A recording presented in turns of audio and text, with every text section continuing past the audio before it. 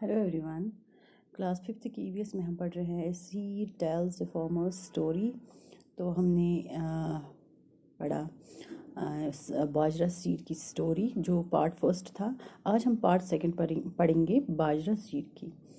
तो जैसे कि दमजी बाई ने एक स्ट्रॉन्ग वुडन बॉक्स बनाया था। ये कौन बोल रहा है? बाजरा सीड बोल रहा है कि उसने हमारे लिए एक स्ट्रॉन्ग वुडन बॉक्स बनाया था जहाँ पे वो हमें स्टोर कर रहा था।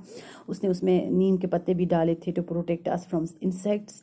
उसने बहुत सारे कंपार्टमेंट्स बनाए थे उस बॉक्स में और तरह तरह के सीड्स उसमें रखे थे, स्टोर करे करे थे। तो ये बोल रहा है बाजरा सीड की ये हमारा एक खूबसूरत सा घर था। ये बोल रहा है बाजरा सीड बोल रहा है हमें कि उन दिनों जो दमजी बाई है और उसके कजिन्स वो एक साथ रहते थे। तो ये बहुत बड़ी फैमिली थी। मतलब सारे लोग सारे गांव के लोग एक दूसरे की हेल्प करते थे फार्मिंग में भी।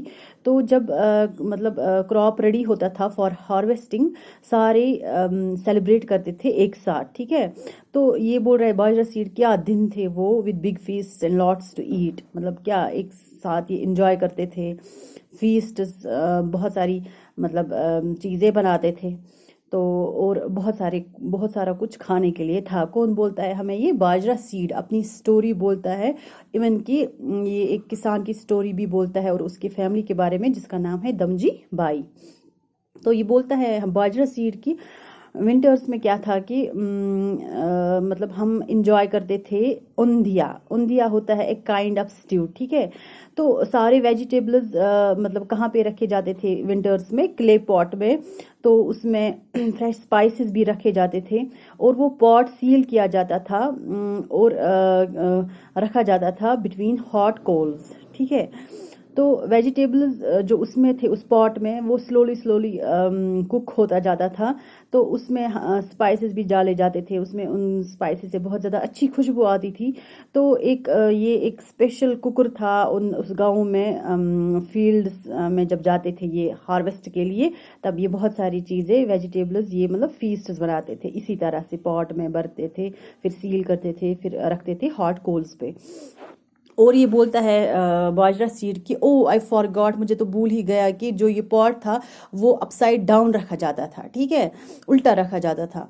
तो इसीलिए इस डिश का नाम है उंदिया, और अपसाइड डाउन भी बोल सकते हैं इसको गुजराती में। उंदिया बोलते हैं इसको गुजराती में। तो इसलिए इस डिश का नाम ये है क्योंकि इस पॉट को अपसाइड डाउन रखा जाता था और इसको कुक किया जाता था। तो ये जो उंदिया है, ये जो ये वाली सब्जियों का डिश है, ये कैसे खाया जाता था? बाजरा की रोटी के साथ जो फ्रेशली कुक किए गए थे किस पे? चूल्हे पे।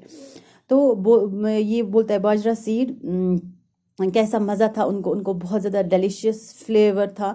तो उसमें मतलब होममेड बटर जो थी वो भी खाई जाती थी इस बाजरा रोटी के साथ। कर्ड भी, बटर मिल्क भी सर्व किया जाता था वहाँ पे।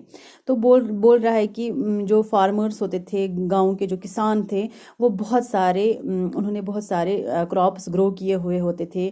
ग्रेन्स भी, वेजिटेबल्स भी, मतलब सीजन के हिसाब से वो ग्रो किए जाते थे वो क्रॉप्स।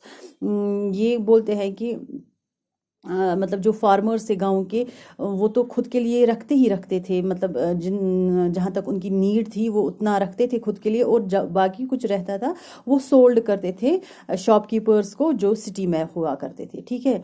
तो ये बोल रहा है कि बाजरा सीड जो वहाँ के फार्मर्स थे वो कॉटन भी ग्रो करते थे। तो वहाँ पे घरों में चरखा हुआ करता था। तो वहाँ के फैमिली मेम्बर्स उस कॉटन को वहाँ पे स्पन करते थे, जिसको चरखे को हम स्पिनिंग व्हील भी बोलते हैं, जहाँ से फिर एक क्लॉथ बनता है। ठीक है। सो ये अपनी स्टोरी बोलता है कौन? बाजरा सीड। तो ऐसे ही ये इस लेसन में एक ये स्टोरी थी बाजरा सीड की। तो अब हम दूसरा टॉपिक इसका जो है वो कल पढ़ेंगे इंशाल्लाह। So this was all about our today's topic. That was it. Thank you.